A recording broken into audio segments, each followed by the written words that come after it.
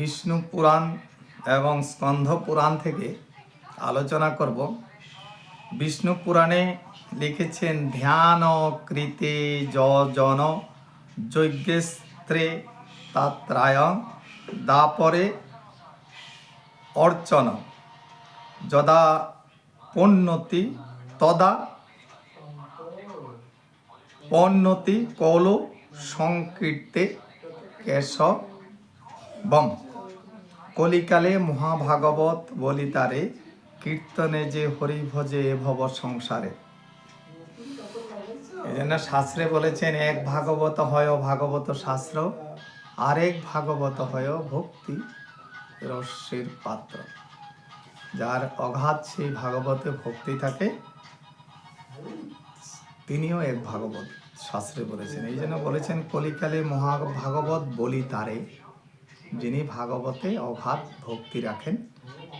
কীর্তনে যে হরি ভজে ভব সংসারে, এই ভবে এসে সদা হরির নাম সংকীর্তন যিনি করেন, ভাগবত যিনি আরাধনা করেন, ভাগবত পাঠ করেন, তিনি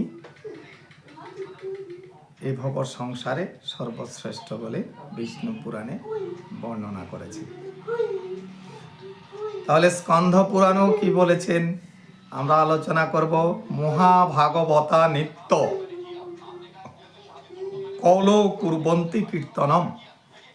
স্কন্ধ পুরাণও তাই বলেছেন, চিদাত্মক হরিনাম বারেক উচ্চারে শিব ব্রহ্মা অন্যান্য তার ফল কহিতে নারে। নামোচ্চারণ মহাত্মা অদ্ভুত বলি গায় উচ্চারণ মাত্রে নব পরমপদ পায়। হরে কৃষ্ণ। তাহলে আমরা স্কন্ধ পুরাণও পাই চিদাত্মক হরিনাম বারেক উচ্চারে, সেই হরির নাম অনার্পিত হরির নাম, যা